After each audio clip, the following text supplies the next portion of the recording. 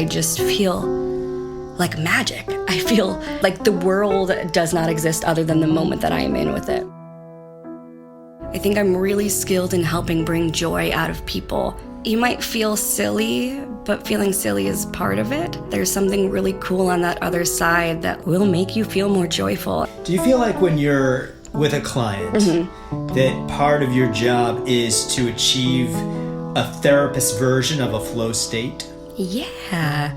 I love my speaking voice very much, and so I use that to my advantage with clients, especially if they're angry or dysregulated. I can play with the sound of my voice and kind of help them get back to that emotional regulation without like calling them out on it. Embody things, put on different parts of yourself that you're hiding. So maybe I would make you act out a pilot who's really confident in himself and not play yourself. Play something else. Play something that you want to be, and see what that's like and talk about that.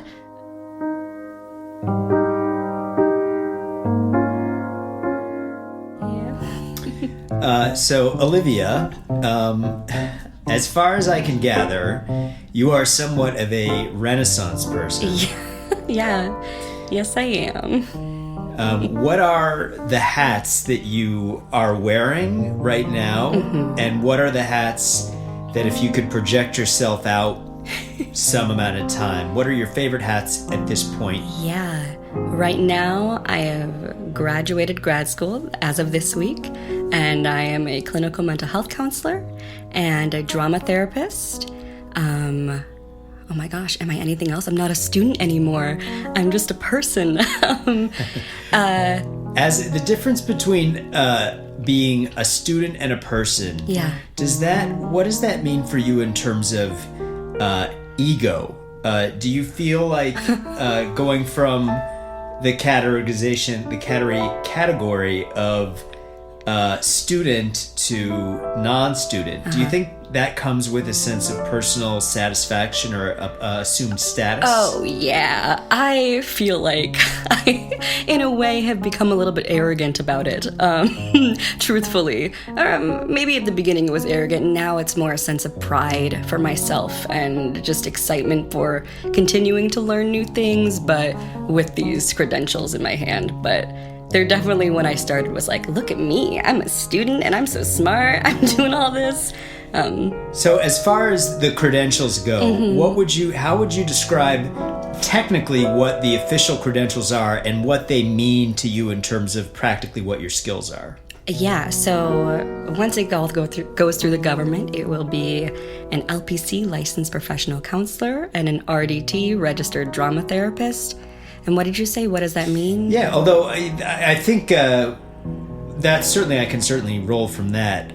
So basically a licensed drama therapist and a clinical therapist. What was the other? Yeah, a licensed professional counselor. Licensed professional counselor and a licensed drama therapist.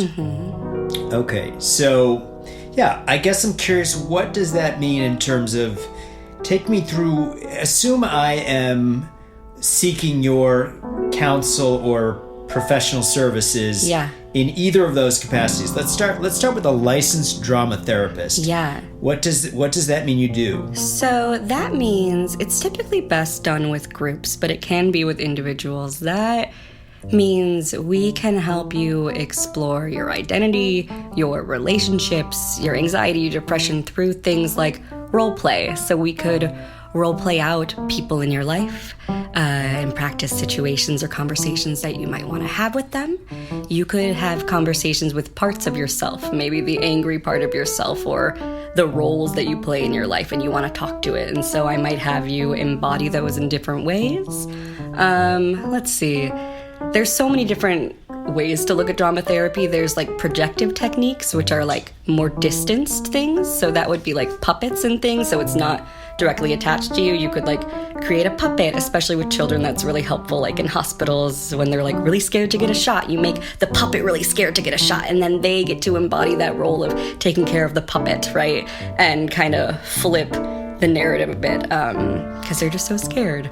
So how does that what are the fundamentals of that? I like that example. Yeah. So there's a child who is has to get a shot for something, and they might feel anxiety about it. Yeah.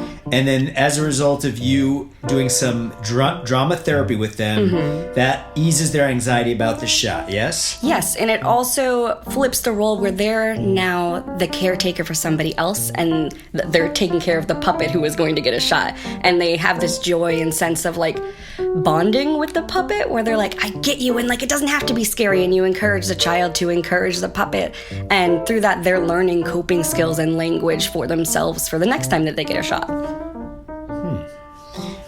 So what ages, do you have a specific experience in mind, like a particular child? I mean, obviously you're not going to name names or anything, but have you gone through that in the process of your practicum, getting certified? Is that example that you just gave, is that theoretical, or have you had an experience with that now as a professional or semi-professional? I could give an example that's very similar to that, where I work at a behavioral hospital, and there is a geriatric unit, and I had the patients make puppets. And one of them, I asked them who the puppet was, and they said it was their mom. And these are very old people. Oh my gosh, I'm gonna get teared up thinking about it. And she talked to the puppet as if it was her mom, and just like said, I love you. And it was just very beautiful. And like, I asked her what else she would like to say to her mom. And just, it's things like that where like you get to enact things that might not be anymore, or things that you wish you could have said. And that one like very much sticks out to me. What was your family life like growing up? Oh, Dave, it was awesome. I mean, my dad was gone all the time for work, but my mom was a stay-at-home mom, and I had 3 siblings, and she was the mom who made life so whimsical and magical.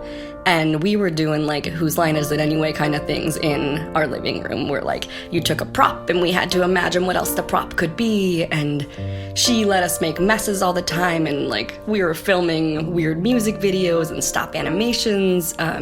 Just a place that really encouraged creativity and self-expression. Now, I do wonder, because I did a little research on you. Yeah.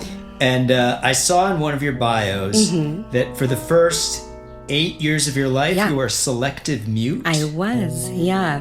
What does that mean, and how does that factor into your childhood experience? So that means that I didn't talk anywhere except for at home. So school, I was mute. I found ways to get what I needed throughout, but without talking.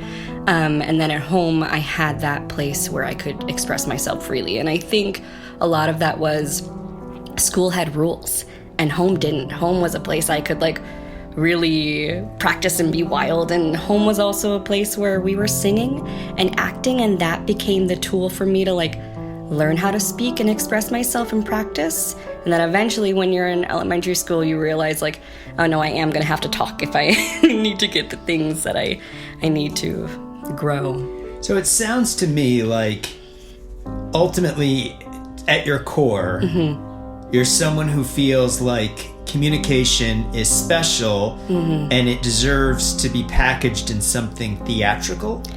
Does that resonate? Communication is special. Like what I'm trying to connect here is that you chose not to speak because of the rules, that you were not a rule follower. And so to kind of coax you out of the shell of not wanting to speak, there was theater. Yeah. There was performance. Yeah. There was joy. Yeah. And so I'm thinking that the communication, just run-of-the-mill, someone speaks, I must speak back to them. Someone tells me I must answer their questions in class, I must reply. Yeah. Like, that's different than someone shoots some communication at you and you get to dance in response. Right. You know what? I'm going to twist this a little bit and say, like, play is so important for me, and I don't feel like enough of us play in life. And it brings us back to that like youthful spirit in us. I work with people suffering from addiction at the hospital, and oftentimes like we will do charades, and it's funny because suddenly that playfulness of playing charades and acting out these really silly, stupid things helps fill the void that they've been filling with substances, I notice. And they get this playful joy without the use. And I don't know, I think if more of us just had more play, we would feel more joyful. And it doesn't have to be through communicating like verbally. I dress in a very playful way. That is one way when I don't want to talk to people. I help them initiate conversation by just looking at the clothes that I'm wearing, and then they can talk to me. I don't know. Do you yourself have experience in your own life with addiction? No, I don't, but I do think that my early 20s were so lonely that I tried filling that void of loneliness with like sleeping around with people and just doing a lot of risky behaviors in that way. I remember telling myself, like, I think the part of your brain that like has rational thinking doesn't exist. And then I learned in school, oh, that's my prefrontal cortex. Like, that's an actual thing that happened.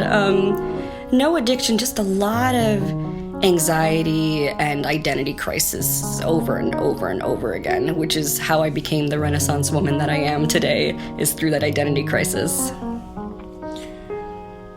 So as a Renaissance woman, yeah, do you feel like that is part of your identity, being someone who has all of these hats that you wear and have worn? I do, and yet I still don't, like, I'm saying I am a Renaissance woman, but I still don't feel like I am. Like, I always want more. But then when I talk with other people, I'm like, oh, fuck, you've done a lot of things. You went to clown school, like, and that's another thing, clown school, nonverbal, but you're still communicating with the body. You went to clown school, you taught preschool, you directed theater kids. Yeah, it does, all of these things that I've done kind of have helped lead me into what I do now, and I would not be as great as a therapist or drama therapist that I am if I didn't have these wackadoo experiences. So I know you are a performer and you work with your voice. Mm-hmm. And I know you've done some music improv. Mm-hmm. Are you open to being theatrical on this podcast? I thought you would never ask. Great. Well, so I want to do an improvised song for you to sing. And I want it to be something along the lines of, and you can direct yourself here too, but something along the lines of the idea of having this skill set, and it's like jam with me or play with me or let's get our freak on, something along those lines, the therapeutic value of play. Mm-hmm. And you can couch it any way you want. Do you want to channel the seductress side of you? Do you want to channel the healer side of you, the Shakespearean side of you? Oh gosh, it's a great question. If I channel the seductress, I won't get clients from this, Dave, and that might be creepy. Yes, that's a fair point. And yeah, that is also a big part of me that I don't want to hide from people too, is like, that charming, we can do a combination.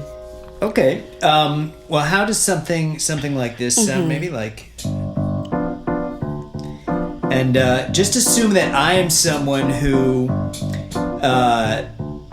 You are you, but you're a version of you who is attempting to help me to let my guard down. And maybe even join them in this dramatic journey of healing. Okay. Hey, I have no idea what I'm doing, and it seems like you don't either, but that's okay. So let's go play. Now what do you mean, Olivia? What are you talking about? I'm saying open your arms out wide and take a step into the unfamiliar. Pretend you've got confetti in your hands. Pretend you're someone that you're not. Or pretend that you can fly.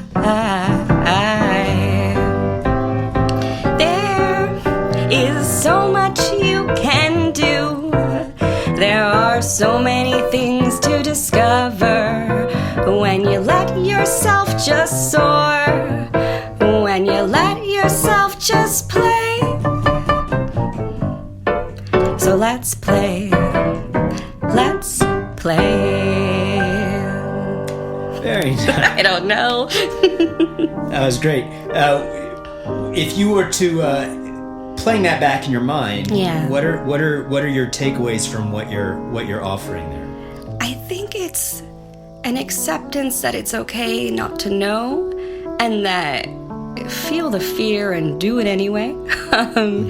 It's that you might feel silly, but feeling silly is part of it, and that there's something really cool on that other side that like will make you feel more joyful. And I think I'm really skilled in helping bring joy out of people, and I do that through modeling that and modeling failure and modeling falling on my face and throwing spaghetti at the wall and trying all these hats even when I have no idea what I'm doing. Now this is interesting to me because I've been in therapy consistently since 2006. And of course, I'm very familiar with the idea of bringing people into power through play, with improv or music, etc. But for me, it's new to view the idea that a therapist is going to walk into the office, or I'm going to walk into their office, and they're going to say, well, before we get started, I don't really know what I'm doing. Yeah, you know what? That is actually a really big sense of relief for people when they come into therapy. It is not a thing that a lot of therapists do, or at least that I'm aware of, but I have learned that so many people, they go in thinking there's an answer, and then when therapists give them an idea that there is, and they try that, and then it doesn't work, they're like, well, fuck, something's wrong with me, because even my therapist, who's really smart, they gave me this thing and I still can't do it. And when I can meet them and be like, yeah, I don't know, that sucks. That really sucks. So let's direct our attention towards something that maybe doesn't suck for a second and have fun. And through that, maybe something magical. We don't have to understand how it works. A lot of the time, I don't know how the therapy is working. It just is, because we look at our progress months later and go, wow, I feel a lot happier than I was 3 months ago. Even though my therapist said she didn't know, even though I said I didn't know, we somehow got to this place together. For you, is the goal of therapy to be happier? I think everyone's goals are different. I think being happier, I don't know. My supervisor says happy isn't an emotion. It's just like a state of being. And then other emotions go on top. But I don't really quite understand that, so I'm not going to dig too much into that.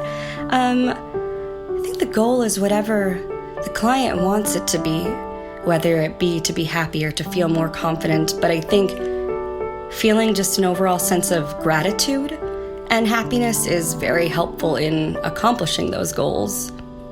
Would you say that you are happy? I think so. I think I'm a very joyful spirit. There are definitely moments where I feel like I'm falling apart and still having an identity crisis, like graduating school. I feel like I'm back at 22 right now, being like, oh my God, what am I doing? I'm starting over. I think that's okay though, because the whole idea is human existence isn't just we have to be happy all the time. We're gonna feel sad. We're gonna be angry. We're gonna get jealous. We're gonna be surprised. And all those are really beautiful. And it's okay to feel all those things. And I think I'm getting better at accepting that. Is that part of using play and getting people to maybe step into emotions that they don't ordinarily feel comfortable in themselves, but trying that on in a character? Yeah. And through trying that on in a character, then it starts to live in the body. The more you practice and live things in the body. I mean, you think about acting in a show and how, like, even when you're not on stage, you're starting to, like, move like the character you're playing or say words that character is saying. It's the same thing with drama therapy. If you practice a really scary argument that you're going to have with somebody, I can help you by being like, okay, I'm going to respond like I'm really angry back at you. Okay, let's try it again. I'm going to respond just neutrally, see how the client reacts. I'm going to respond really happy and grateful that you shared this with me. And every time the client is practicing and embodying it, and it's going to get easier for them when time comes to do the actual conversation. So, for example, I am. Let's do a little role play. Yeah. Which is your line, right?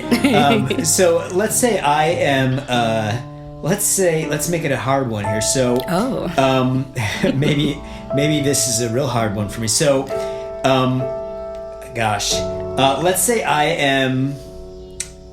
Okay. So what's happening? Well, what's happening is. So I lost my mom in my life when I was 18. She passed away. And my father is successfully battling a cancer diagnosis, which is challenging. And he's told his friends and colleagues about it. And he's told his children and myself about it. So I'm trying to pick from one of these juicy things here. Let's say that I feel like I am. In my journey, my mother's passing was very big for me. And let's say that I wanted to help me out here. So as my therapist here, Olivia. Sure. I have this sense that there's some part of me that still wants to have a resolution with my mother. That there were things, for example, that I never got to know her as an adult. Yeah. You know, when she passed away, I was 18, and so.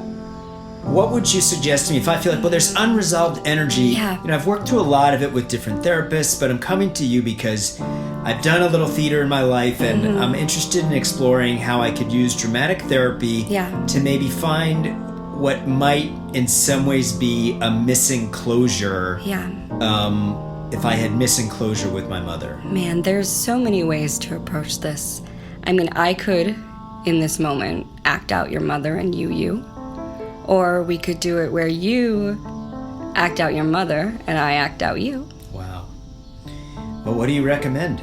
Well, what do you feel comfortable with? That's fair.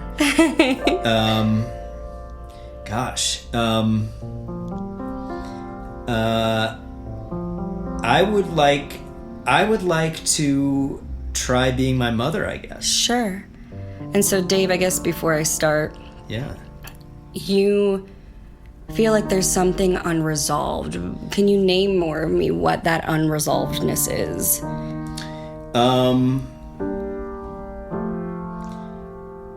Well, one thing that always comes back to me, is that in my life, I am often very on edge, or have been. I have been at times on edge about goodbyes. And I don't mean just goodbyes like, I'm not going to see this person for 5 years. That's a big goodbye. But at times in my life, I've been anxious about even like how a phone call ends with a friend on the phone. You know? And I think I sometimes bring that back to my final goodbye with my mom on the phone was very awkward.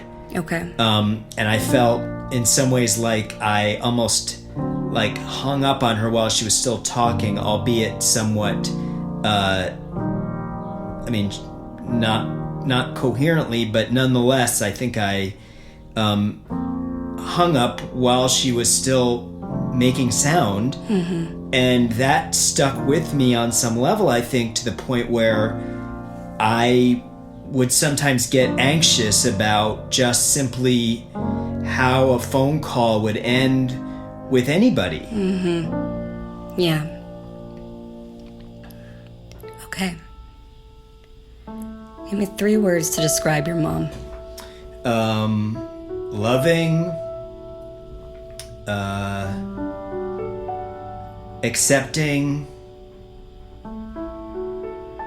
bright. Mom, I feel like I messed up.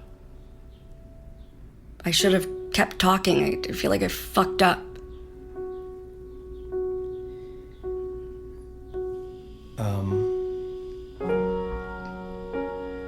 Did I fuck up?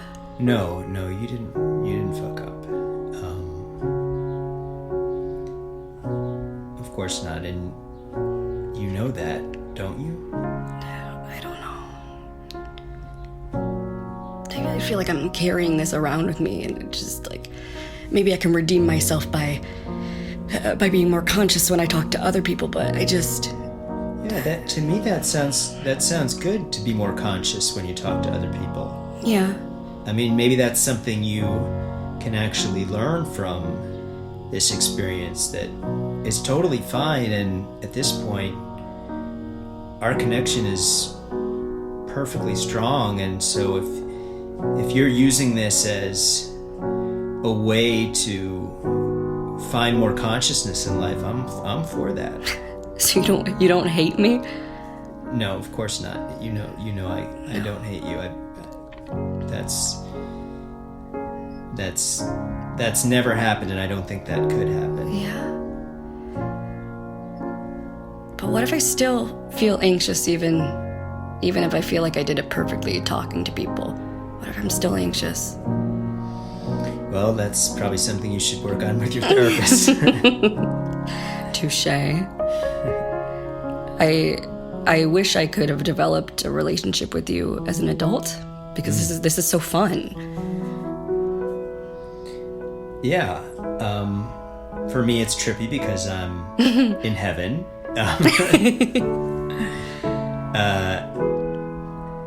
Yes, it would have been fun for me too, to know you as a grown-up and for you to see me that way. As a side note, Olivia, this is great. Well, how do you think it went, Olivia? Oh, I'm Olivia now? Yeah, I'm back. Yeah. Well, now, and I'm just Dave. Yeah, you're not just Dave, you're Dave. Yeah. How do I think it went? Oh, we're only touching the surface, baby. Uh-huh. I mean, what I was about to do next was I was about to reverse it. Okay. And me be your mom and you talk to her. Okay. How do you feel about that? I'm down. Okay. Mom? Mm-hmm. Did you have something you wanted to say? I'm just really proud of you. I love seeing what you're doing. Well, you know that means a lot. So hear it. I'm really proud of you.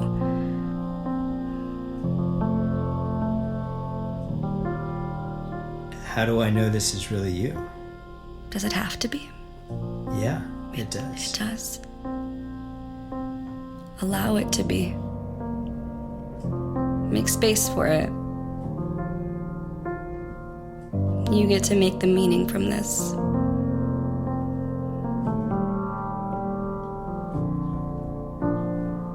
How do you feel that went, Dave? This is Olivia speaking. Olivia? Well, it was good. It was nice. I mean, it was really... I loved when you said... the positive thing you said at the very beginning, that you enjoy watching me or something along those lines. That felt great. Both sides were very powerful. It's I'm interested to know, like, what is the journey like as let's say we have a listener out there who is interested in following a path towards becoming a therapist or a drama therapist.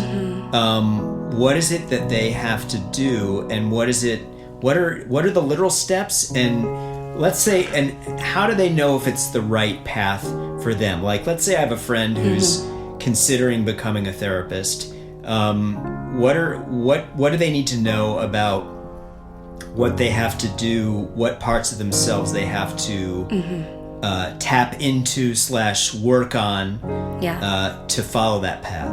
Well, I quickly discovered when I was in counseling school that I had a lot of the skills already. So having a theater background is very beneficial because we already learn to listen. We already collaborate and ask questions and analyze and all of these things. But let's see. Logistics is to become a therapist, you have to go to school for either counseling or social work. There's not like a therapist degree, which surprised me when I was looking into it. And then as far as expressive therapy, art therapy, drama therapy, that is a master's degree of some sort related to the field. So it could be just a master's in drama therapy, but for me, it is a master's in counseling with additional coursework in specific drama therapy techniques. And I've got one class left and I can't wait to be done with it.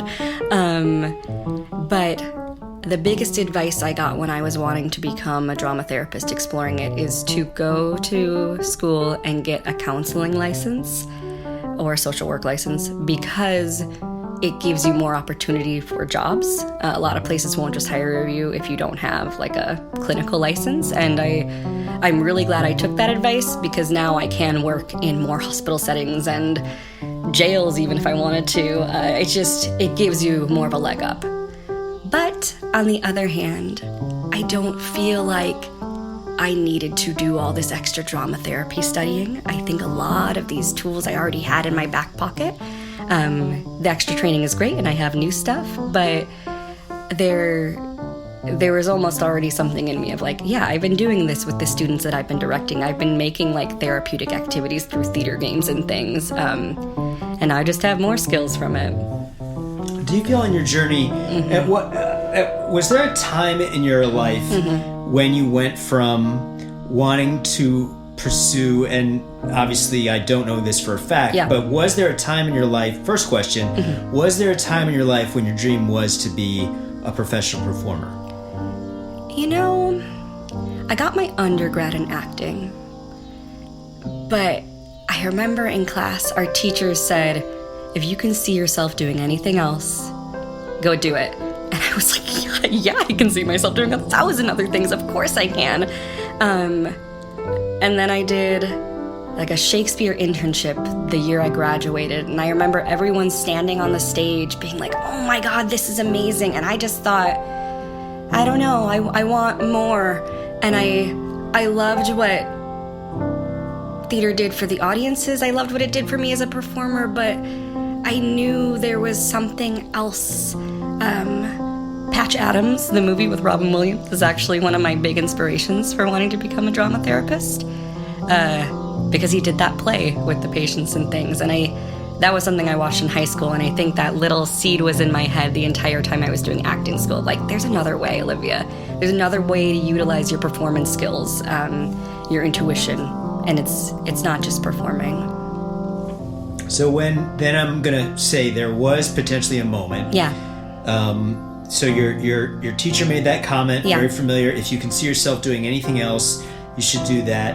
And this association with the power of Patch Adams and putting on a play to heal. Was there a moment in your journey? What was it like when you said, I am going to become a therapist, I'm going to use drama to heal, was there a moment when you made that decision to go into school or to decide that you were going to do something that led you to school? I wish it was that much of an aha kind of thing, but it was so gradual. It was like all of my 20s were just me trying to fucking figure this out. And so it was like I saw these clowns, the Flying Seagull Project, they do clowning for refugees. And I was like, oh, this could be cool. And so I got a serving job for 3 months, and then I flew myself to Italy and taught myself clowning and commedia for a month, doing this really physical theater intensive. I'm like, that's great. I took some drama therapy classes here and there, toying with it. I directed theater kids, toying with it. And I was like, I feel like I could make this safer with these students. I feel like I could do more with this. And eventually, through taking all these classes, through directing, through teaching preschool even, I was like, I gotta interview a drama therapist and just figure out what the hell this is, because obviously there's a common thread throughout all of this. And then I did, and that was kind of the moment. how did you decide who to interview as a drama therapist? I had taken a few classes with her, and there aren't that many around, especially in the Chicago area, and so it's pretty easy actually to find. Cool. So there's a lot.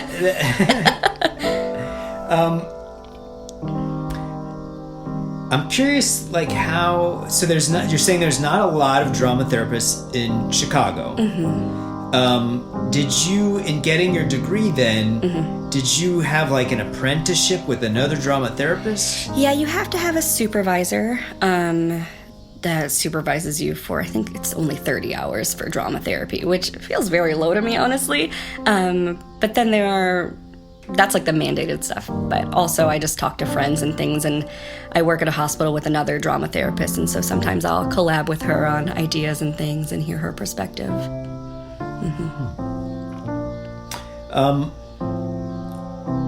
Wow. I'm like, gosh, all my questions have been answered. I'm good at answering questions. I'm just kidding. So, what is, take me back a little bit to, so you mentioned there that you, in some part of your 20s, and I don't know your age right now. Yeah, 31. 31. During some parts of your 20s, I think you used the phrase just sort of figuring all this stuff out. Yeah. And also you've commented that ultimately part of your power as a therapist is acknowledging in the room, in the space with your client, that we're all just still figuring this stuff out. And that you don't have the answers for them, but you can provide potentially a portal into their own insights and their own self-assessment in a way. I guess I'm interested in learning more about you. Yeah. Do you have a time, when I say to you, Olivia, you say, okay, you've had times in your life when you were sort of still figuring things out. Yeah. What would be tops on that list if it was man, I really had a hard time figuring this out. Maybe I'm still figuring it out. You know, Dave, I kind of have hidden this. It is a very scary place to revisit because I'm just oh my God, I never want to go back there. And talking about it like this is more emotional for me than when I'm with a client, where I can kind of put on that role of therapist where I've had hard times too and this has happened. But when it's in more of an intimate space like this, I can feel it welling in my eyes. I was living at home. I didn't want to move to Chicago like everybody else because I'm so that person who never wants to do things like everybody else. And so I was living at home after my Shakespeare internship and just very, very depressed. Laying in bed, watching TV for hours, just it was so sad. And I remember writing down all the things about myself. Eventually, once my sister was able to pull me out of bed, but I hated my younger sister seeing me like that. I was able to write down things that inspired me and things that moved me. And it was this human connection piece that we talked about earlier. And so I went on this one-woman trip. I spent all my savings bonds on a camera. And I went around the wilderness states and interviewed strangers about human connection and what that meant to them. But while I was there, I met some really beautiful people. And I met somebody who eventually would be very abusive towards me. And it was a very, very scary time. And I remember hiding from my mom that I was going to fly out and revisit this person. And how, oh my God, just how much drama there was for me flying out, and details about this person where they actually had been to prison for a few years, and it was actually probably pretty dangerous for me to be with them. But I was just so on this quest for novelty and excitement, and even though I knew this piece about the jail piece, I didn't care. I had already formed a connection with this person, and a fault of mine is that I see beauty and potential in everybody, even with their flaws, a perk and a flaw. But this was really dangerous, and it was a repairing I had to do with my mom and dad lying to them, flying out to see this person who was not a great person. And even after I came back home, they would message me all the time and fight with me and want my attention. And they almost tried to control my career path because they could no longer have a career after being in jail for what they did. And so I was getting manipulated into, you should do this, and you should go do this, and you should go do this. And it was a nightmare. And I don't know how I got rid of the person, but I eventually did. But I just feel so embarrassed looking at that younger version of myself who just was searching for something. Yeah. What do you think it could be if you were to if you were to consider getting to the bottom of what it was that you were looking for in that relationship with that person? Yeah. What might that have been? I think this person asked me questions, and I was so lonely at that time, and to have someone like seemingly be interested in me like felt good. I mean, don't we all want to be heard and listened to and understood? And my whole life I was looking for people who would ask me questions, and so this is very refreshing, Dave, to get asked questions. To be seen and to be loved and to have someone see potential in me of like, oh, you can do things, you could do this and you could do that. I wasn't hearing that narrative anywhere else other than my family, and it's different when it's family. Do you have friendships at this point in your life? Do you have a lot of friends? All of grad school was quite lonely, and I remember interviewing internship sites asking, what is the community like here? Because I want a community. And some were like, oh, we're only virtual. And I'm like, okay, I don't want to be there. And then I landed on the place that I'm at now because they said they had a community, and they were right. I have very good friends there now that it's been a real game changer and kind of weird for me to have that core community. I think I do have friends, but they're all individuals from different parts of my life. A teacher that I taught with here and there, a friend that I met in an improv group. And so when I host gatherings, which is very rare, it's all people from different walks of my life. And sometimes I have a hard time navigating who I am because, like, to each person I present a little bit of a different part of myself. Yeah. You mentioned that you were taken by the fact that this person asked you questions. Yeah. And then you commented that it was nice having me ask you questions. Yeah.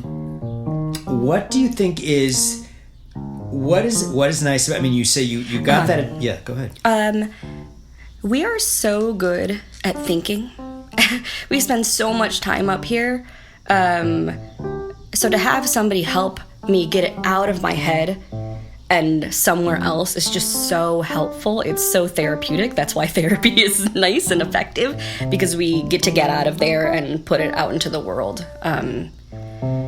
And I, as a kid and as a teenager, I remember just being like so loving and caring towards people and always craving that they would do that back. And it never made sense to me. I'm like, aren't you curious? Don't you want to know more? Like, isn't it fun to be curious and learn things about people? And maybe people didn't know how to. I don't know. But when I find people that do, when I find friendships that do, it's so exciting, because then there's like this fun camaraderie and bonding that happens. This fun give and take versus just give and give and give. Where did you grow up? I grew up in the northern suburbs, Vernon Hills, Illinois. Pretty wealthy area.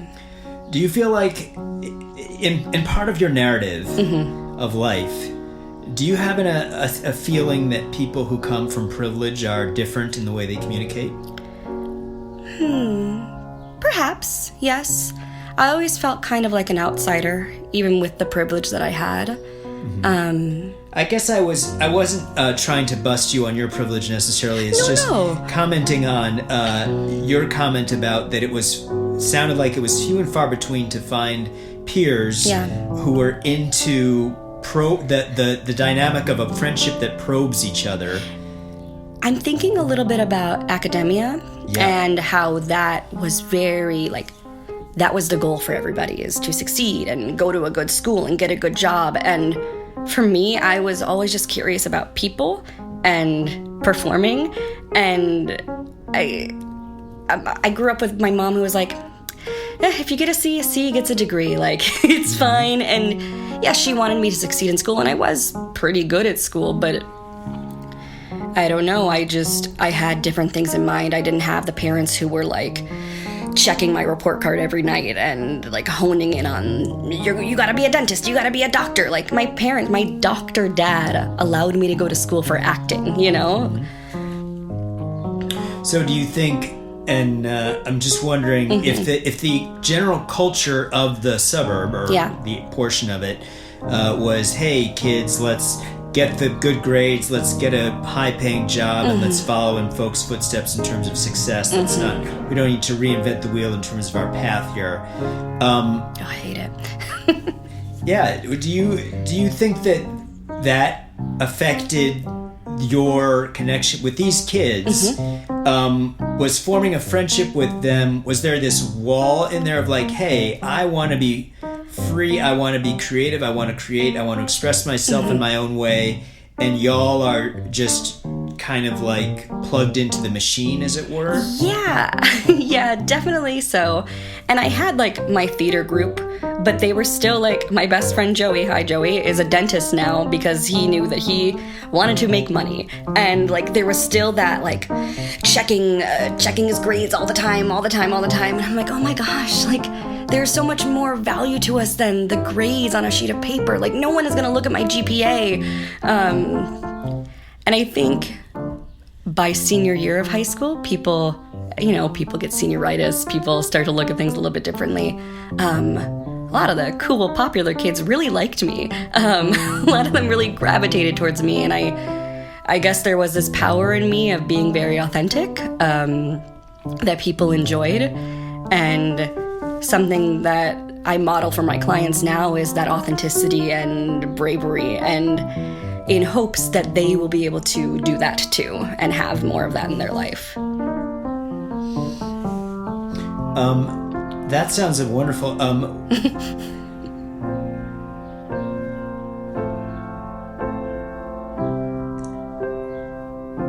How many clients? What is your process now? So if you're just getting certified, I understand I totally understand the value that you give.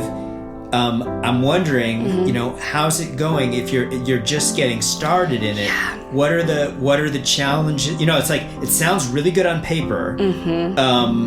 And then it also sounds like one of those things that's probably easier said than done in some ways, right? It's a nightmare to build a caseload, especially if you're at a private practice, which is where I'm at right now. You build your therapy profiles, you can be on social media, you network, you go on networking pages. I think I'm seeing like 4 or 5 individual clients, and that's just talk therapy, not even drama. But then there are community clinics where like they've got long wait lists where like you're gonna get clients right away. It might not be the perfect fit for you, but you're gonna get them because they need the help and assistance. But where I'm at, it's very much about finding people that fit. And it's frustrating, and it was really hard for me to even get the clinical direct hours that I needed to graduate, because of how hard it is to get people, especially as a pre-licensed clinician and not even fully licensed. Like, people see pre-licensed and they're like, meh, they want the real deal. How do you feel generally about the state of healthcare with respect to therapy in America, in the area? How is that, the process, if you want to, I think probably there are people who don't even know that's what they want as a therapist. Yeah. But they have issues, and they're, how is it going for Illinois or America in terms of people who need therapy, getting therapy and getting placed with a therapist? We need more therapists. Look at the world we're in right now. I think Illinois is getting some fun laws in the makes, but I'm not quite sure about the specifics, but I'm hearing some good things. But we do need more therapists. And for people where money is a struggle, which is many of us, I would encourage them to look at reduced fee services, pre-licensed professionals like myself, intern therapists, because often they are free or very low priced, and still give pretty quality service to them, because they've got not just their site supervisor, but their teacher supervisor who is giving them feedback and watching clips back of them doing therapy. So they're getting that direct, maybe even extra care than long-term therapists are. So we're out there. I saw this phrase, executive functioning. Yes. And that there's such thing as an executive functioning coach. Yeah. Is that different from a therapist, and does it require a different licensing process? I don't think you need a license per se. I do some executive functioning coaching. I have one client who I do this coaching with. What is it? What does that mean, executive function coaching? Yeah, so often people with ADHD are it's mostly people with ADHD come in and they're like, oh my God, I am having a hard time doing my dishes or doing this thing, and I need more help organizing my life. And so a coach comes in and kind of helps them identify the problem more, or like, okay, but is that actually a problem? Okay, what is wrong with this? Maybe we'll give them homework of like, try this thing, and then if that thing doesn't work, we're never going to try that thing again because it didn't work. A coach can do less than a therapist can. Since I have the therapist training, I can dig more into like the emotional stuff that's going on with maybe the procrastination or the attention going elsewhere compared to where the client would like it to be, where the EF coach really has to be less emotional and trauma-based and more about the presenting issue. And what about, do you have thoughts on the field, if that's the right word, of life coaching?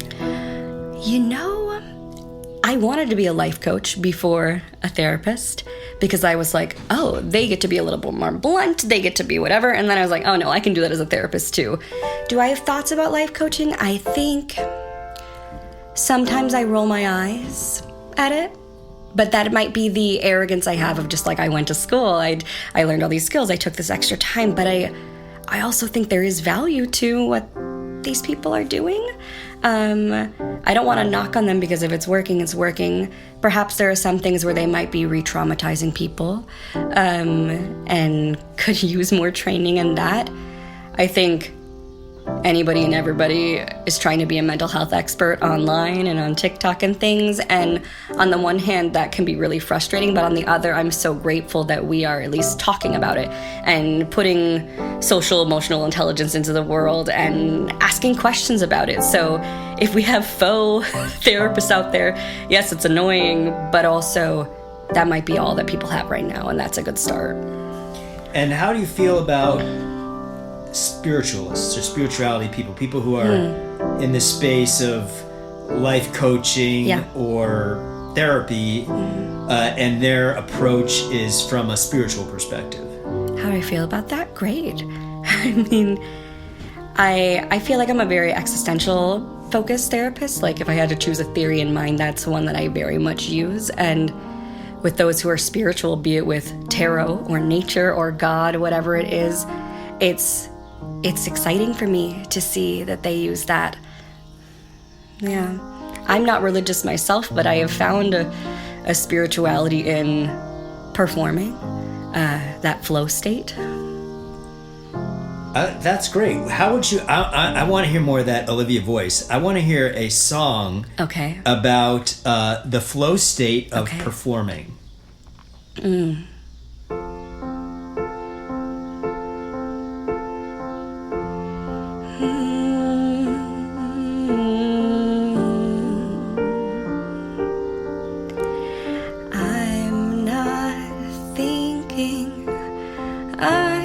Just floating. I don't even know I'm here. I'm floating. I'm floating. And what a good to be. Nothing distracting me, nothing hurting me, just this moment and me. I'm just floating, and I'm so happy right now.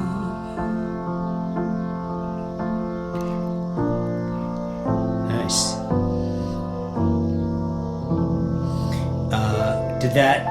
How did that feel for you? It was nice. I was so self-conscious about singing for so long because I wasn't like the perfect singer. I was more of the emoter who could sing really well.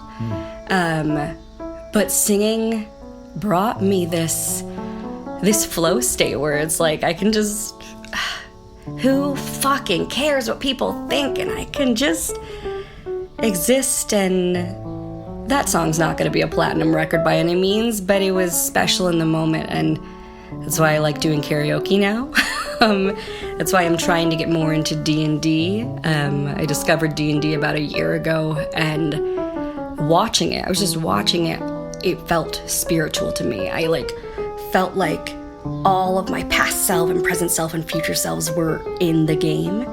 And for the very, very few times I've played the game, I just feel like magic. I feel like the world does not exist other than the moment that I am in with it. And that's the same thing with singing a song like that or karaoke. It's just really special. Do you feel like when you're with a client that part of your job is to achieve a therapist version of a flow state? Yeah, I think so. And I love my speaking voice very much, and so I use that to my advantage with clients, especially if they're angry or dysregulated. I can play with the sound of my voice and kind of help them get back to that emotional regulation without calling them out on it. They kind of just start to mirror the way I speak. And my job as a therapist, I've said this phrase many times in this recording, is direct their attention towards something else. And that could be manipulative, sure, distracting, but that's not a bad thing. It's just a thing that we do. That's our job, is to help people look at something different, because what they're looking at right now isn't of use to them anymore. I have had two main therapists in the last 20 years.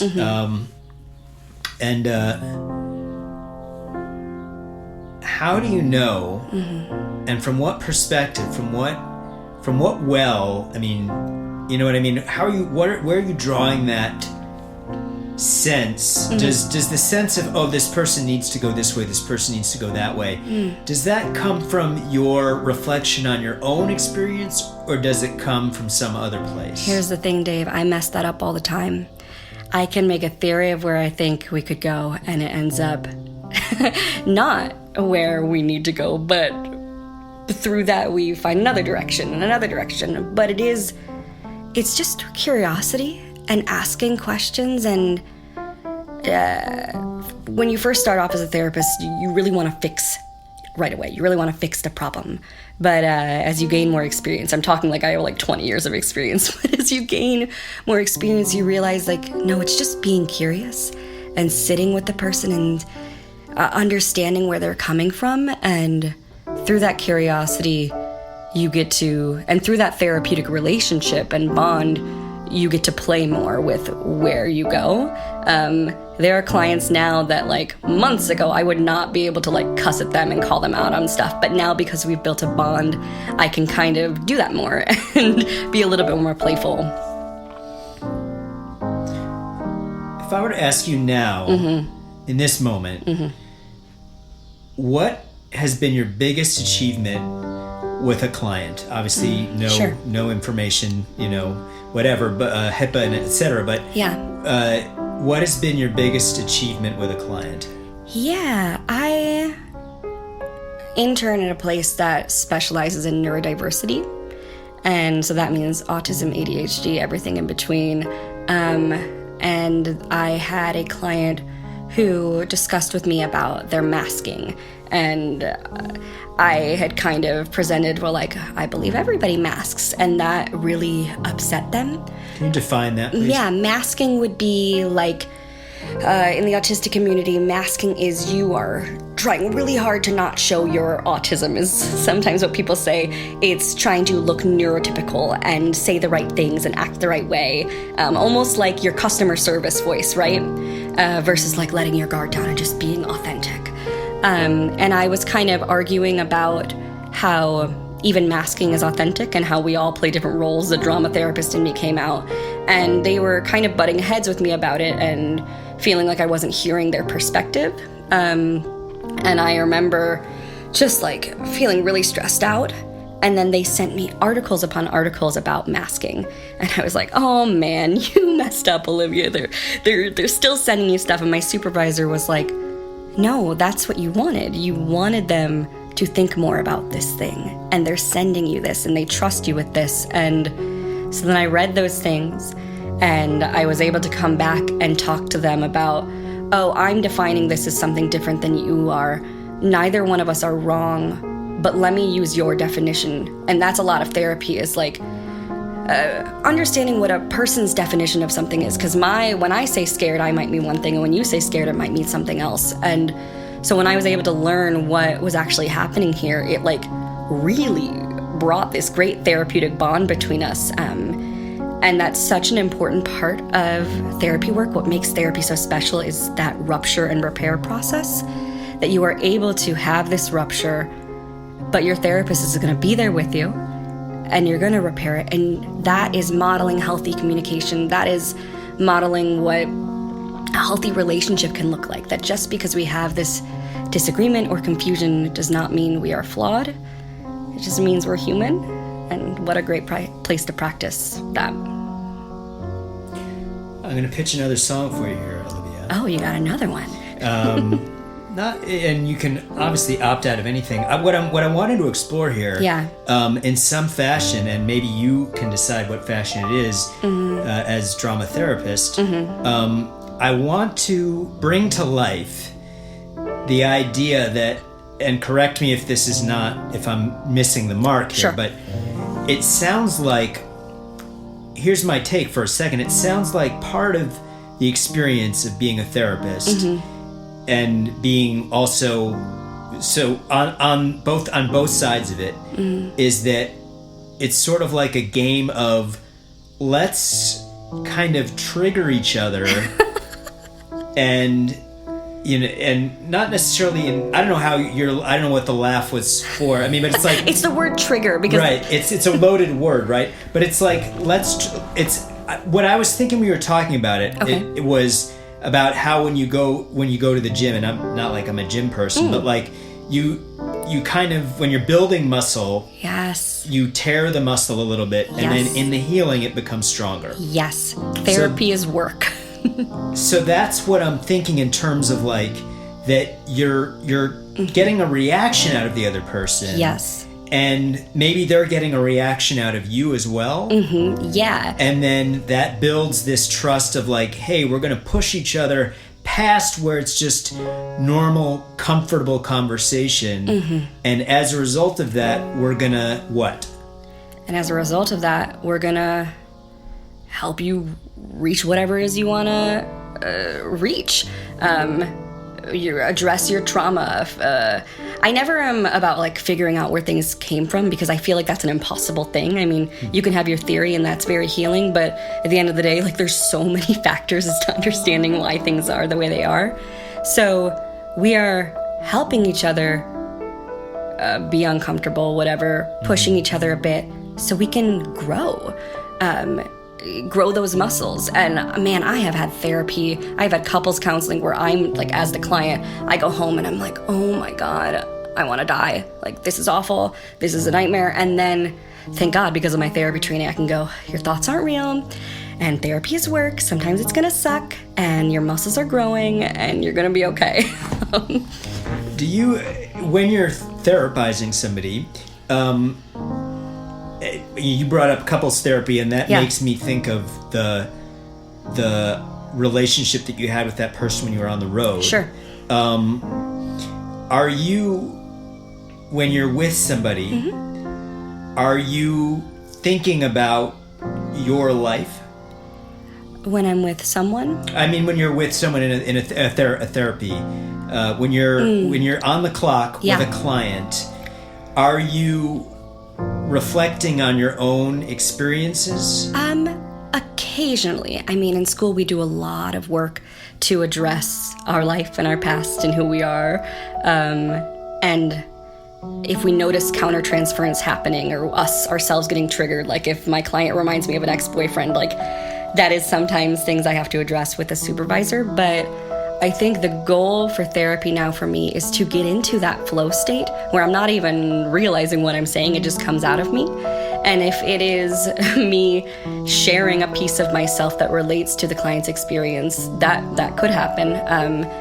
But it's not, I don't really think about myself as much as you would expect. Usually I'm really honed in on what the client is saying and what's going on with them. Would that be crossing a line? Would you ever have a relationship with a client that is so comfortable that if you do have that cross-transference experience, that part of the, hey, we're just figuring this out. And I got to be honest with you right now, when you said that, and you were talking about that partner that you have who's a little bit abusive, that actually, for a second there, I started wondering and thinking about a relationship that I had. Can you share that with a client? A lot of therapists would not. I myself I might put it a different way and say, like, oh my gosh, I'm getting like really emotional right now, or like that's reminding me of a relationship I used to have. But I don't go too much further into that. It can be unethical if it's just you talking all about yourself as a therapist, but sometimes I share that just to show to the client that like what they're saying is impacting a person, that I am not just a robot, I am a human with them, and if it's happening in the space with me, it's probably happening outside in their life with somebody else. That's very interesting. So I want to do a scene with you. Okay. And I want help devising it. Okay. So what I'm trying to create is a situation where maybe I'm playing you or something. I'm trying to what was sticking out to me in a good way, I think, was the thing when you said that if it's in the room for one of us, even if it's for you, that it is probably relevant to them. Yeah. Would you? I'm wondering if you would be open to doing sort of a monologue or even a comedic monologue. Okay. Or to set up a situation where I want to play someone just to explore. I want to play someone, and you've kind of something has come into your mindset of what I was saying as the client. Okay. And it made you think that maybe this was about like what would it be, Olivia, if it was something that I was sharing and you were thinking about something in your life, and you felt like, well, you're thinking about that, so it probably makes sense that they are thinking about that. What might an example of that be that we could explore? So something they're thinking about that kind of triggered you a little bit, and you were like, oh, okay, so this is a thing for me and I'm aware of it. Sure. But as they're talking about it, you're like, well, it really does apply to them too, I can tell. Yeah, I mean, right away I think of like a relationship, or like wanting more in a relationship, or feeling unsatisfied, and... This is a romantic relationship? It could be. Hang on. Let me water this up. I'll do that too. Yeah, let's make it romantic. Especially because I myself am in couples counseling right now, and so luckily, my clients aren't talking a lot about relationships right now, but I'm sure this monologue that you are seeing into the future that might happen right now could happen. So maybe I'll try that. You're saying you're in couples therapy with your current partner? I am, yes. Okay, so I will be. And what is one hot button issue in that therapy? It's navigating next steps. It's making time for each other. It's navigating polyamory. Do I want that anymore? Kids, family, what is my future? That kind of stuff. So let's say I'm someone and I'm talking about with my partner, we're at a crossroads and we're like, okay, I'm thinking, is it time for us to have kids? So what does it look like? What's your inner monologue gonna be? Yeah. If someone is talking about one of these things, about they're trying to close their relationship off or open it up, right? You're speaking, and I just am hearing this yodel, like this, like almost like really high speed kind of thing of just like, do you want kids? What do you mean you want kids? Do I want kids? Like, well, honey, let me tell you something. That's kind of, let's see. I like I know you do voice acting, so I definitely I'm really excited to hear a monologue with a character voice. Sure. Of somebody who is on that decision point of what could be someone's monologue with a fun voice as you've provided, or anyone you want to choose, and their riff about their partner, and one that you think.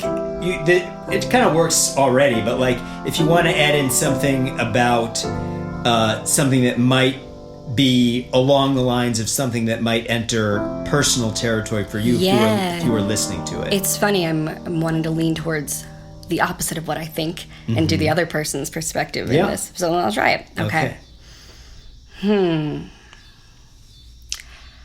Oh, I forgot it's a monologue.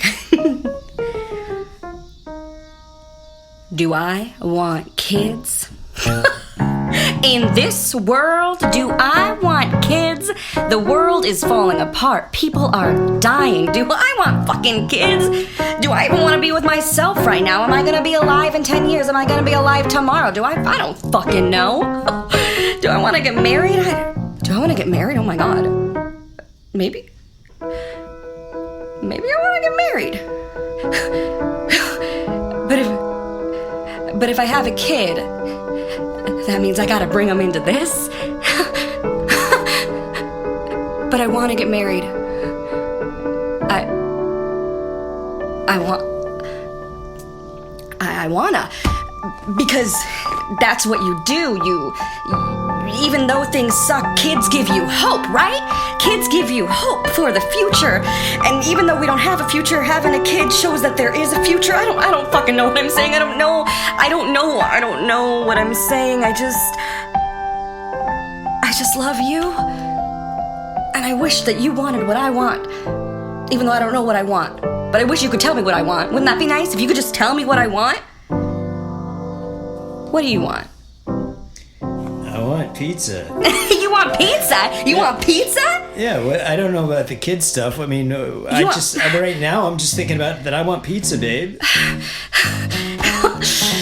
Okay, I want pizza too, babe. Okay, so we want the same thing. So what's all this other BS about? But honey, I am 31 and this biological clock ain't gonna have healthy eggs forever. Like you said, the world though, it's just not the time. The world is not right for kids, you know?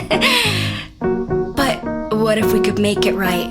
Oh yeah, the two of us are gonna make the world right. Yeah, okay. Okay, well fine. Maybe that just means that I step away from you and find somebody else. So you're not satisfied with a relationship unless you think you and that person can solve the world's problems? I don't think we can solve the world's problems, but I think I could make a pretty fucking magical baby. And I think I could teach the kids some kindness and love, which is what the world needs more of. Could you do that? I mean, That's what you're asking. You're asking if I can make a good baby? Like you're challenging my ability to make a good baby? I'm just wondering, do you feel like you could instill some hope? Obviously not. It doesn't sound like it. Sounds like you're just a guy who wants to fucking eat pizza and not think about how they could help the world. It's funny, you said fucking eat pizza. I heard fuck and eat pizza. Okay, yeah, you wish. Unless we're making a kid.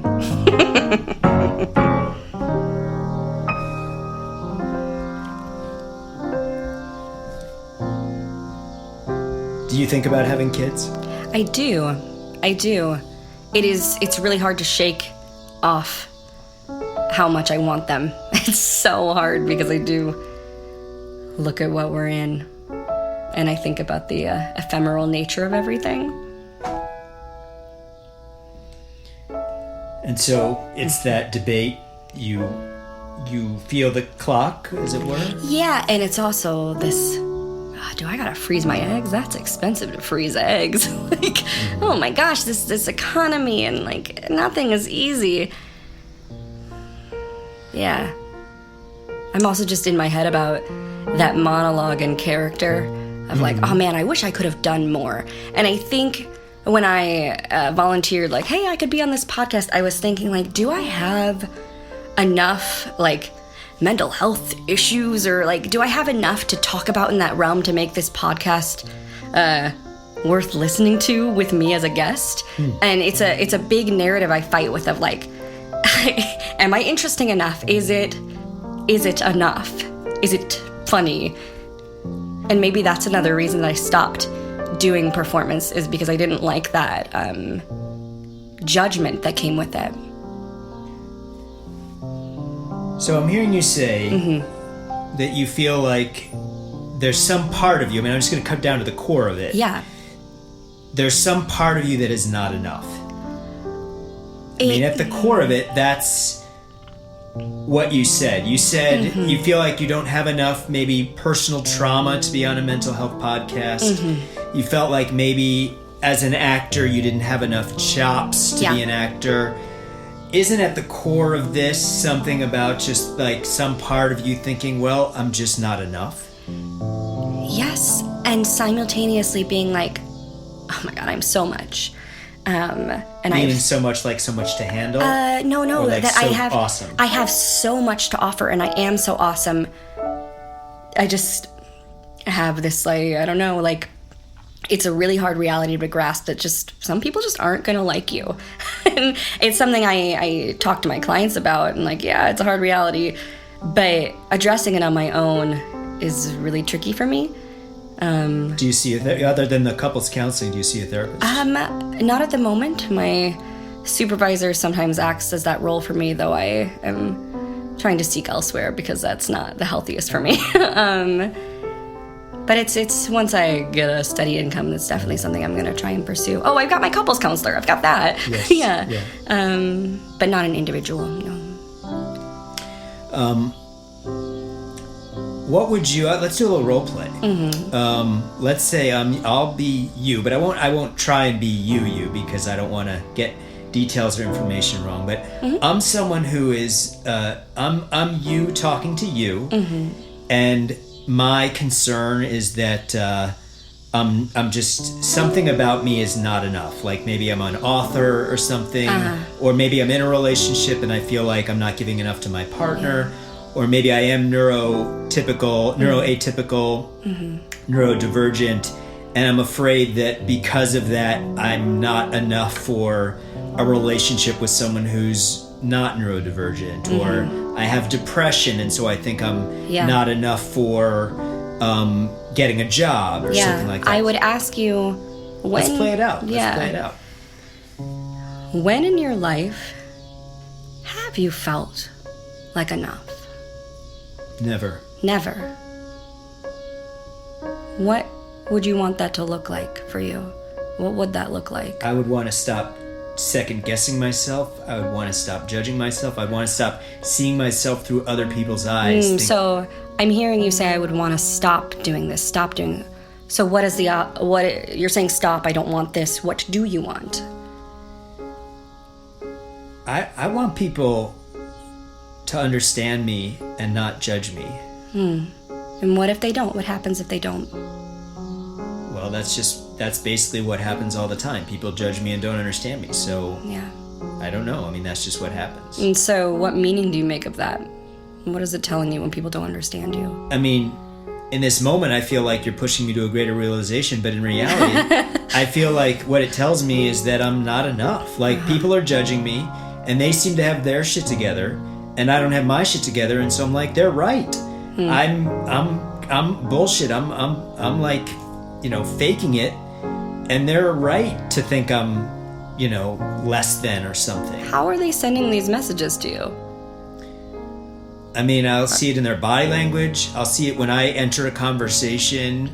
They stop what they're talking about and feel like they're like, oh, who spoiled this just by showing up? And then what do?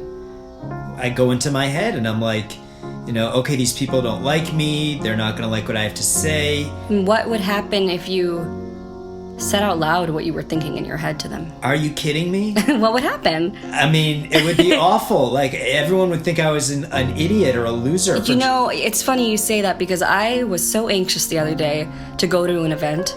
And the first thing I said to everybody there at the event was, oh my God, I'm so anxious. And do you know what they said to me? I am too. Okay. Well, I don't know if I'm as strong as you to be able to do that. And I guess I would still be too scared. I mean, that's part of your thing, is that you're this vulnerable therapist and you're doing a great job with me, but I'm not a vulnerable therapist. I'm just a vulnerable pilot. And I Totally. can't get on the announcement system and say our flight time is 2 hours and 30 minutes, but honestly, I feel like a fraud. Like, I can't say that. No, but you could say it to your co-pilot, couldn't you? I mean, I don't know what the answer to that question is, but probably I don't think, depending on how well I knew them, I don't think I could say that to my co-pilot. No. So what we can do together is practice that. Okay. You want me to practice telling my co-pilot that I'm insecure? We could do that, or we could also practice you talking about going to a group of people and you noticing them having their eyes shift, their body shift, and what you're thinking. Okay. I'm open to it. Which one? Well, let's try the one where we're at a party and I just, especially if it's like one of these pilot conventions, like everyone's there and everyone's trying to be the big swinging dick or whatever. And I'm just sort of like, well, I've got to project that image. But then when I show up to be like one of the guys in the group, I can just tell they're like, oh, here comes Captain Dickhead. And it's like, they can just tell. So they can tell that you're pretending to be something you're not? Basically, yeah, they fly with a better airline. They have more flight hours to begin with. They make more money than I do. How do you know that they have all these things that you don't? Well, they literally work for a better airline. Like, I work for Spirit, they work for United. Like, I mean, that's just like basically the facts. Like, do you want to learn from them? Do I want to learn from them, like, so how I can fly for United? If that's something you're wanting to pursue. I mean, I don't know. I just don't want to feel like someone that when I show up, I can't think about anything except that I work for Spirit and they work for United and they make more money than me and they probably have a better...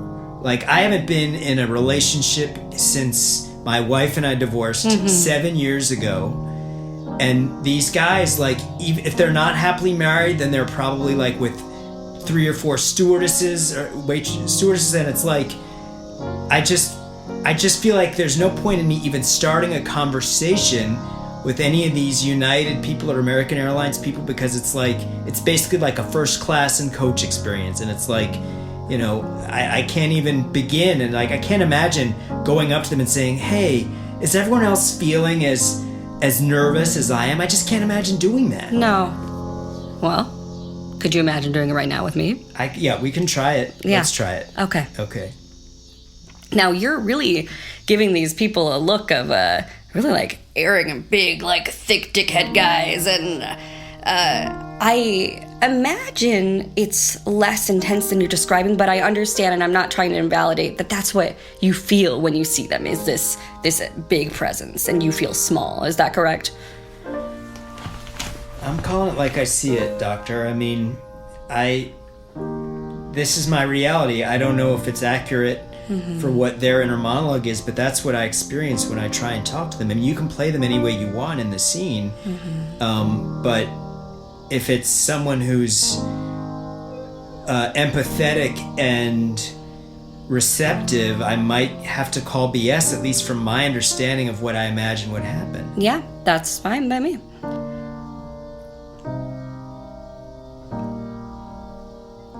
Hey, guys. Whoa, hey, what's up?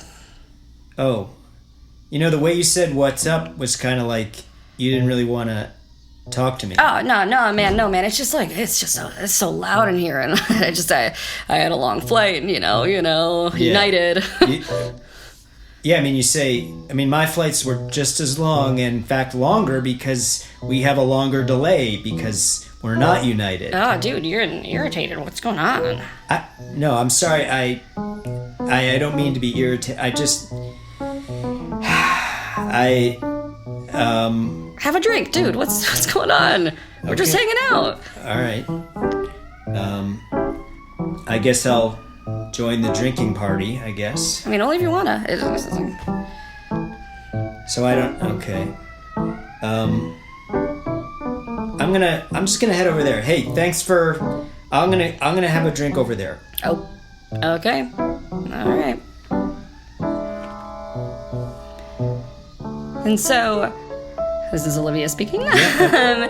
So, I mean, I think a lot more would have to happen before. I mean, maybe we engage in that role play, and then we do some more talk, processing things. Maybe we do some like creative storytelling kind of activities together. I can get into interventions in a little bit. But I feel like there's potentially a self-selecting process for someone who would sign up for a drama therapist. Oh, for sure. And sometimes I think about myself and I'm like, would I even go to a drama therapist? Like, because I already have this theatrical background and like have found other, I don't know, I do it. I live it and breathe it. Do I want to go see someone to do more of it? I know it's more popular for children because it does help with that communication and play. Emotional regulation, practicing, all of that. But I also think drama therapy can help you embody things, put on different parts of yourself that you're hiding.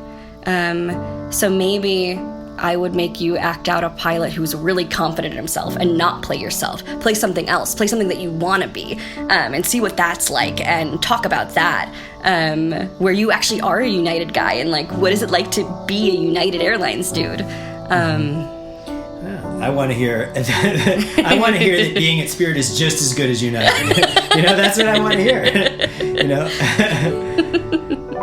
that's what I mean. It's like, so the deep down, my guy is just like, he just doesn't. It's not about, for him. Like in my reality as an improv actor, I'm like, well, it's not about that this guy wants to be at United. It's that he doesn't feel valid himself. Yeah. And I mean, gosh, there's so many directions, and that's like the fun thing about therapy, and also the such annoying thing is like, we can go a million routes with this. Of like, maybe that's finding parts of yourself that you do celebrate or have had, where I can challenge you, where you said, I've never felt good enough. And I'll be like, well, try and think of a time that you did. Yeah, I mean, so sometimes in improv, people just don't play, right? Like, I mean, so have you run up against that with a client where it's like, they're like, oh, I don't think I could play my mom. Like, first off, like, I'm not my mom. So how, to people, how do you adapt to that? And what does it feel like if people shut down your scenario? I mean, there's a warming in phase that we do in a lot of drama therapy where like, if it's long term, maybe the first few months, we're not getting into that embodying experience. We're just warming up. And that means just playing like theater games and talking and chatting because we're not ready to tap into it. That's fine. When I lead groups at the hospital, Sometimes I'll reroute and be like, okay, I can tell you guys aren't feeling this right now. That's okay. And other times I know certain activities that I do, it takes about 20 minutes for that buy-in. And I trust that process and let them feel that discomfort and doubt. And then suddenly they start getting into it. But it takes them seeing another person being goofy to start doing it. And then that ripple effect kind of happens. I could totally imagine that this is better with a more than just one-on-one. Yes, yes. I am having a really hard time as a green drama therapist implementing it into my talk therapy sessions. It scares me, to be honest, because I don't have a lot of one-on-one experience. Everything I've done has been practicing with groups. And so the role play, I mean, like, I can do it and it's fun, but it is so much more impactful when you have this, like, community and you get to hear other perspectives or see somebody else play your mom, and then you can correct them and be like, actually it's more like this, but it's interesting that you saw this. You gain a lot of more insight when you get to cast the people too. Like, that's the thing that you can do, is be like, I want you to play my younger brother. And I remember when I was starting to train in psychodrama kind of stuff, I always got cast as like the baby or the kid, and it drove me crazy. Maybe because I wanted to seem like more mature and adult, but people were seeing something in me. And so there's value of, like, even if it's not my life that's being played out, you're casting me as something, and that's therapeutic enough where I'm reflecting on, like, why do I feel insecure in this child role right now? Why did they choose me as it? And there's conversation to be had there too. Yeah, well, let's have that conversation. How does that conversation go? You're saying that you feel a certain way when you are, I won't say typecast, but when you are cast as a younger sibling, for example. Yeah. Unpack the nuance of that. Yeah, do you think I'm naive or stupid? I'm trying so hard to show you that I'm smart. No, you just are younger than us, and you've got a cute face, and I mean, do you feel naive and stupid? Sometimes, yeah. And so when you cast me as that, I feel embarrassed. But I can hear that there's something else. There's a reason that you're doing it, that you see something. I mean, we're not giving it nearly as much thought as you are, of course.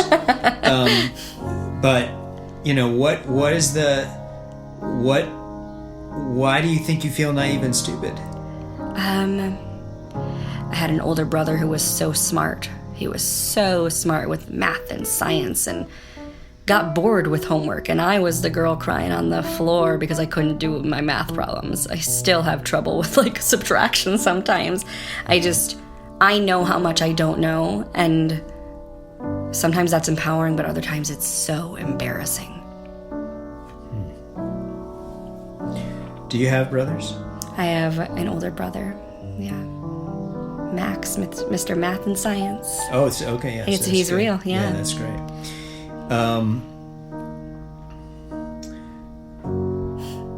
Is he your only sibling? No, I've got two other younger siblings, and then my dad got married to my parents divorced when I was in college. And my dad has 4 kids now, all under the age of 7, with his new wife. How do you feel about that? At first, horrible, awful. But now I've kind of come to peace with it. It's not my life, kid-wise, but it is bizarre and weird. But I also, like, it was so sad, and my siblings and I didn't find out about the birth dates of these kids until, like, the day of their birth. Didn't know that they existed. And so that kind of brought us together in a way. But I also am like, I've got family drama.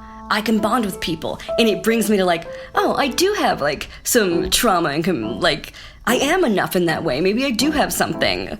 Like, I really find it very interesting that your version of not enough is that you don't have enough trauma. It's funny, and maybe that's that privilege in me of, like, we're taught that feeling bad is good.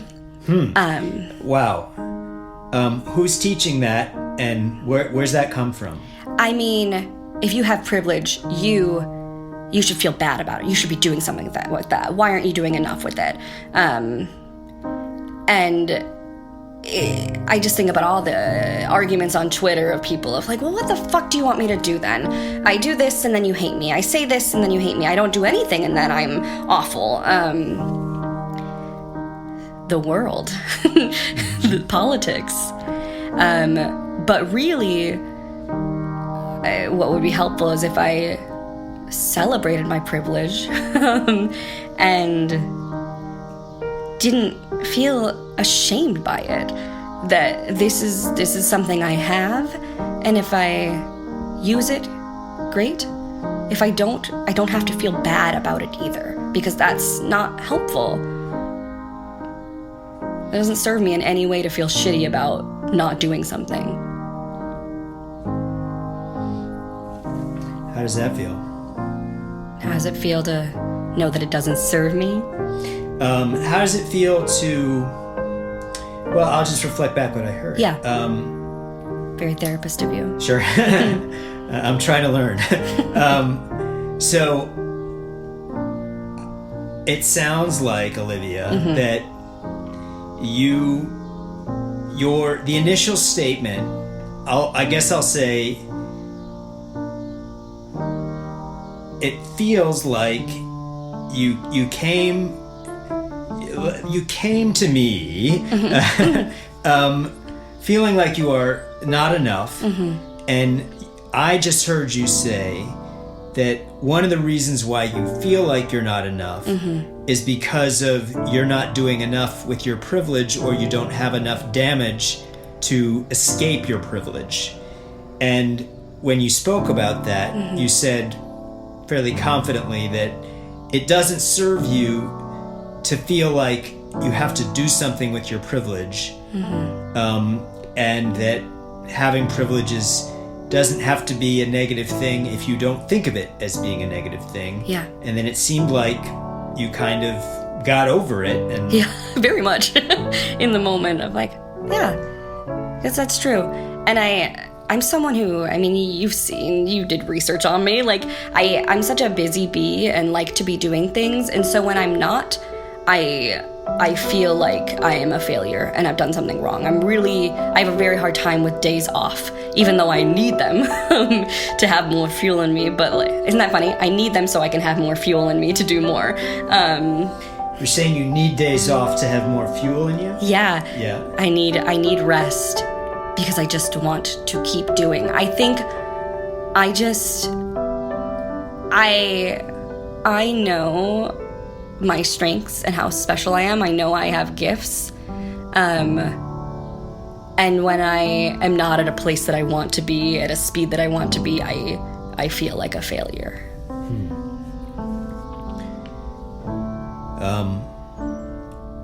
What is that's heavy.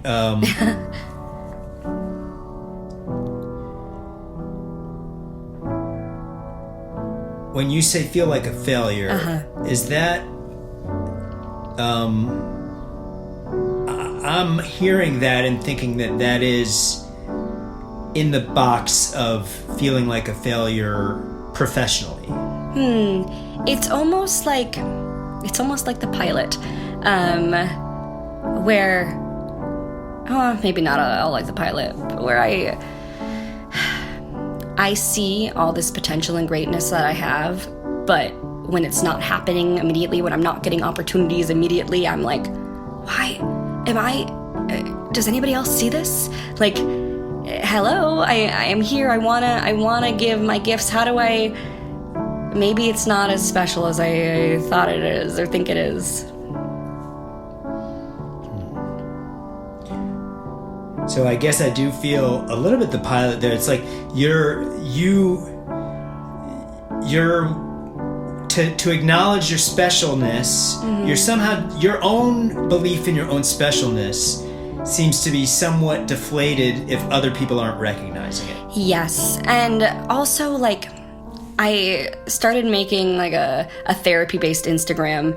It's got like 63 followers, and I like what I'm putting on there. I know I can do more and make more, but I also am like, I know I could succumb and do what other people are doing, follow the trends, and probably get tons of likes. I know I could do that, but I just cannot do that. I don't want to push away from my authenticity.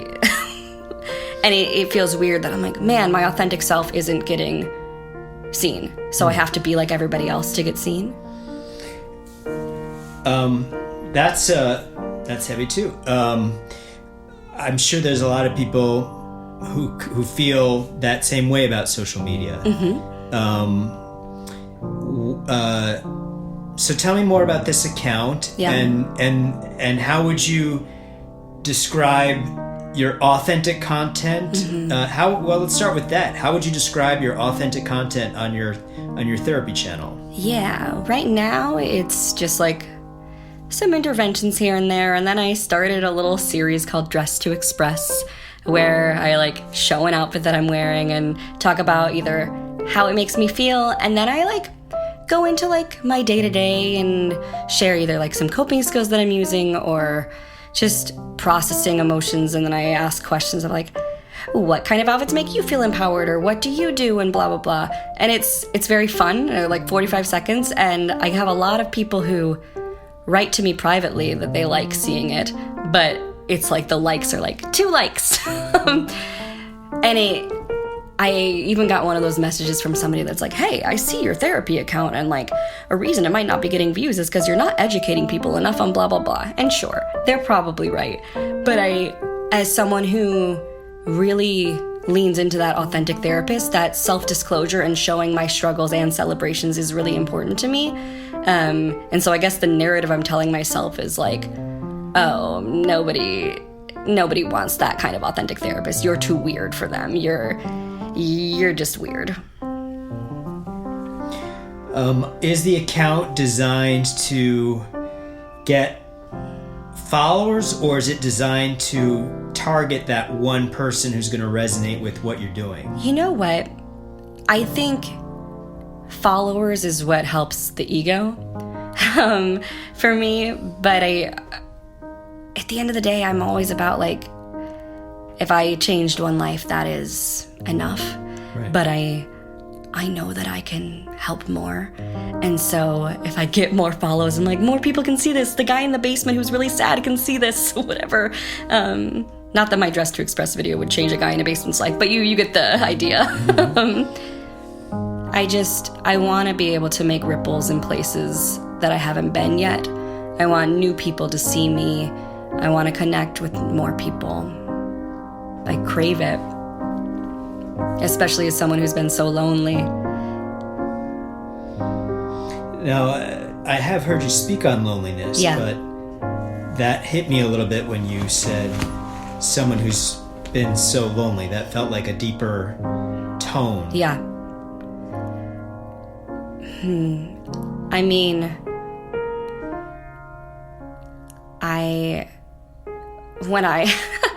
how I measure friendships is like, would I have these people in a bachelorette party with me? Like, who would be my bridal shower party? And it's always been really embarrassing for me to be like, I don't really have that many people. Now I do, but my 20s? Not really. No. I didn't have a community. I gig hopped a lot. I mean, that's the nature of theater too. It's you get to perform in a production for 3 months and then you're done and you go away. And I think I kind of got used to relationships like that, of just like, they're really beautiful when you have them and then they're gone. And I don't really have that many lifelong friendships. And I've had so many statuses during grad school of like, I'm so lonely, oh my God, feeling really lonely right now. And I felt like I was screaming into a void, asking for people to like reach out to me, and not many people did. I was like, hello, is anybody there? Like, I'm just imagining that pilot on social media being like, hey, why is no one liking my post about how I'm a lonely pilot? And it's funny, I'm thinking about when I did that road trip that I mentioned where I like interviewed people. about human connection.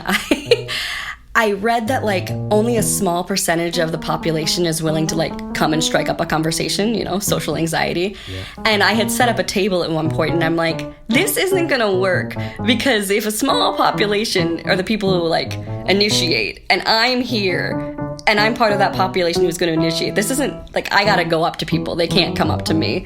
How was that relevant? It made sense in my head. I think it's relevant. Okay. I think, what I'm hearing is that basically it's hard, especially in the modern life, but so I'm hearing like a breakdown, and maybe there comes with clients too. Mm-hmm. It's like, especially if your clients are, you know, in that quarter century crisis, quarter life crisis vibe, how much of like, okay, so I'm really struggling in awkward social situations, and when does that turn into I'm really struggling in awkward online situations?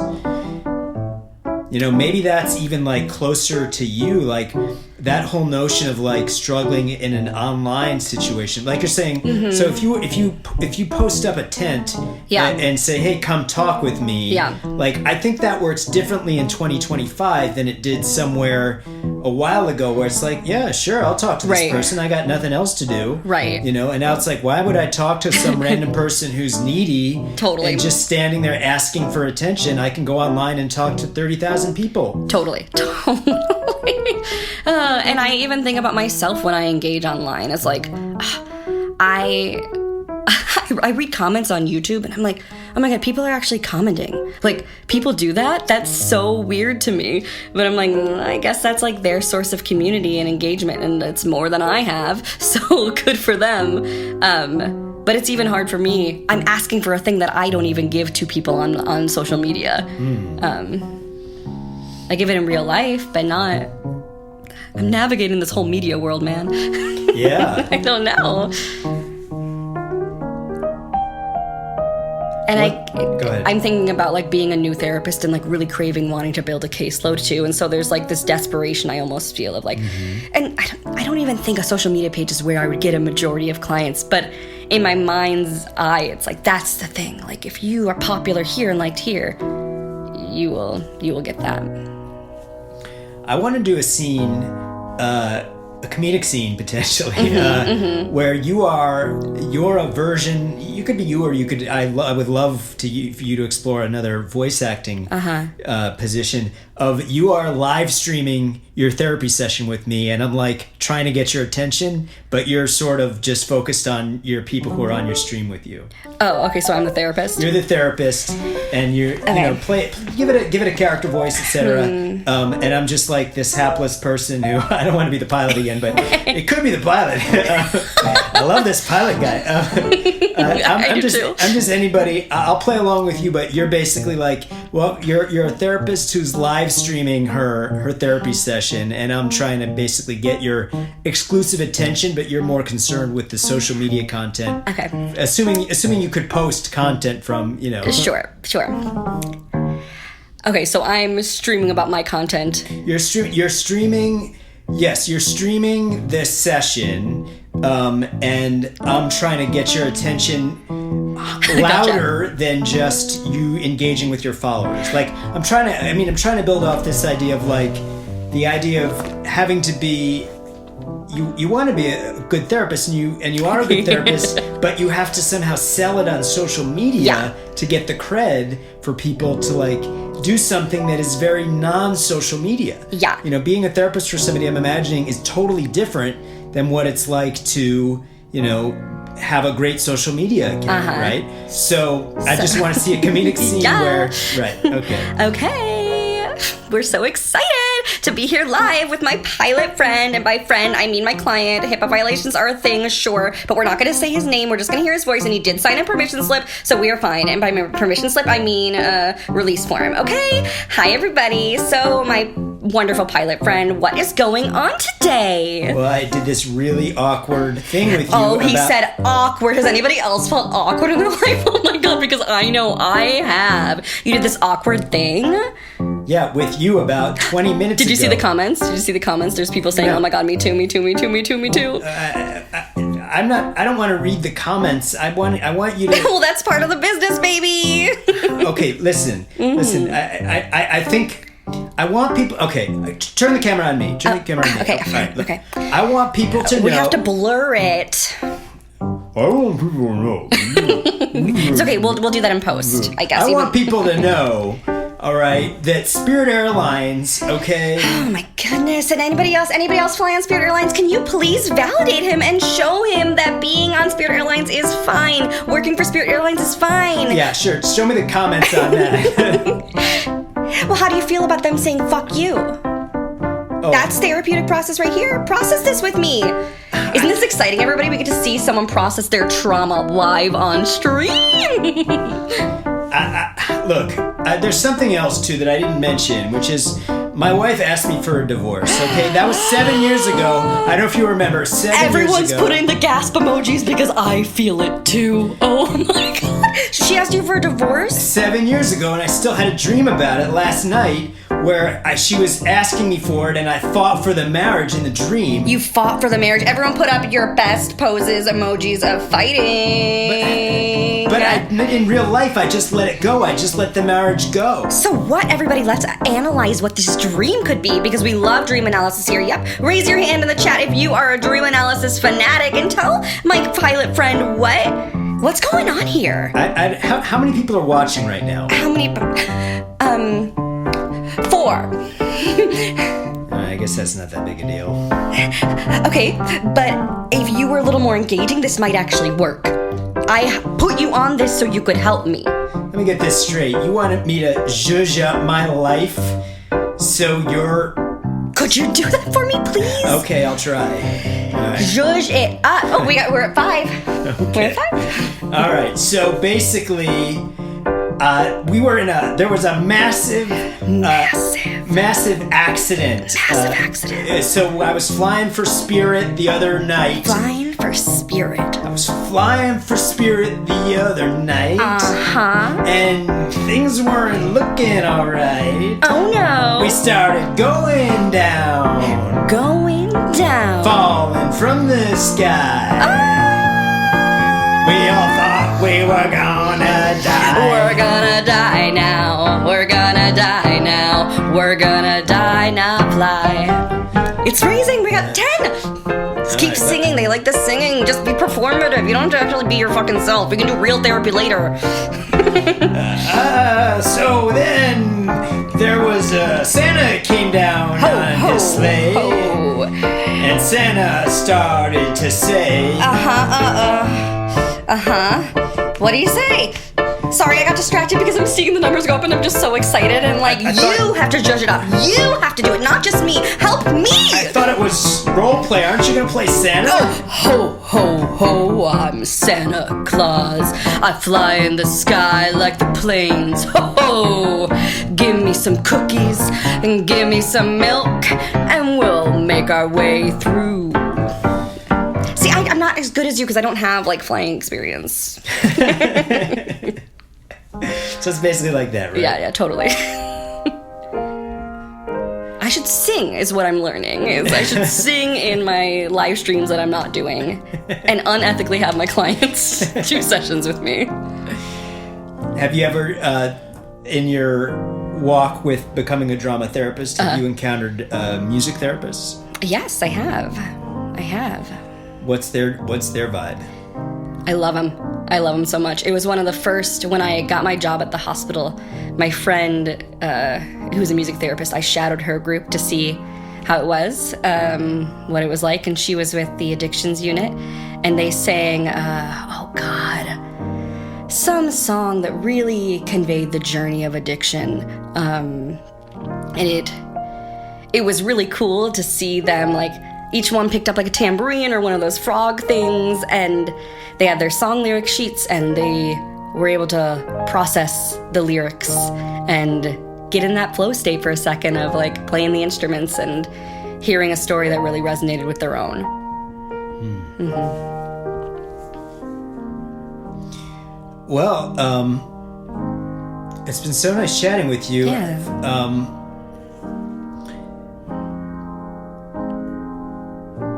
You know what I'm thinking about? Yeah, would love to know. Usually, you never have to see an improv scene you did again. And now, this is forever recorded, and I do. It's easy to it's the flow state with a magnifying glass on and on now. It's interesting. Well, I will definitely be curious what your thoughts are listening back. Yeah, I'm excited. It was very fun jamming with you. Thank you for having me. Absolutely. This was really fun. I missed this. Well, come back soon. Thanks. I'll pretend to be somebody else. You'll never know. I really appreciate it. And, I guess, there'll probably be a link in the bio, but if you were going to, is there any information you would want people to know about how they could either follow you or share your information? Yeah, I mean, my first and last name, so that's OliviaCandocia.com. That's my website with all the things that I do. You could also follow my really popular Instagram called Live, L-I-V, Act Feel.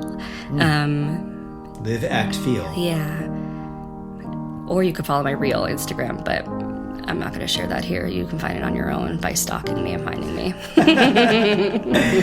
Olivia, it's been a real pleasure. Thanks so much. Have a good one.